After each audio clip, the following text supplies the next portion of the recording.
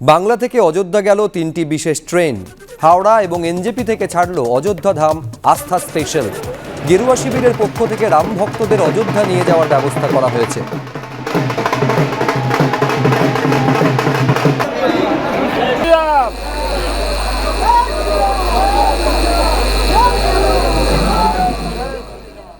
গত 22শে জানুয়ারি প্রধানমন্ত্রী নরেন্দ্র মোদী অযোধ্যায় রাম মন্দির উদ্বোধন করেন।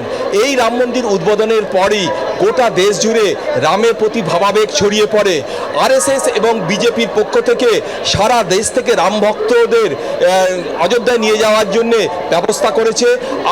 সোমবার রাতে হাওড়া স্টেশন থেকে দুটো ট্রেন হাওড়া অযোধ্যা ধাম আস্থা স্পেশাল ছাড়ে এবং এখানে প্রায় 3,500 রাম ভক্ত অযোধ্যার উদ্দেশ্যে রওনা হয়েছে।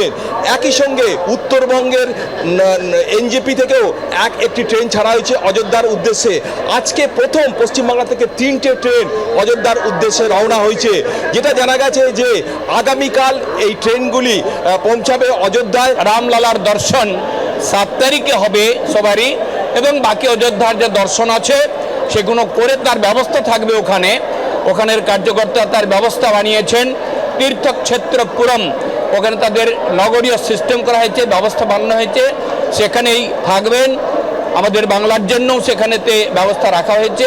ক্যামেরায় শুভেন্দু দাসের সঙ্গে সুনীত হালদার, এবিপি আনন্দ, হাওড়া।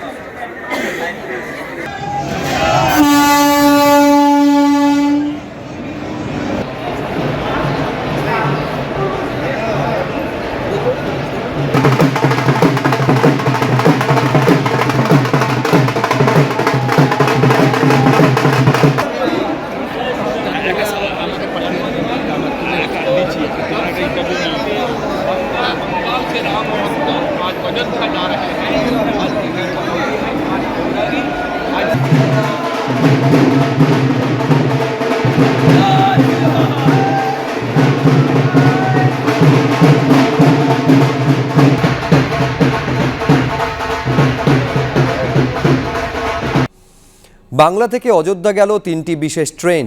হাওড়া এবং এনজেপি থেকে ছাড়ল অযোধ্যা ধাম আস্থা স্পেশাল। গেরুয়া শিবিরের পক্ষ থেকে রাম ভক্তদের অযোধ্যা নিয়ে যাওয়ার ব্যবস্থা করা হয়েছে।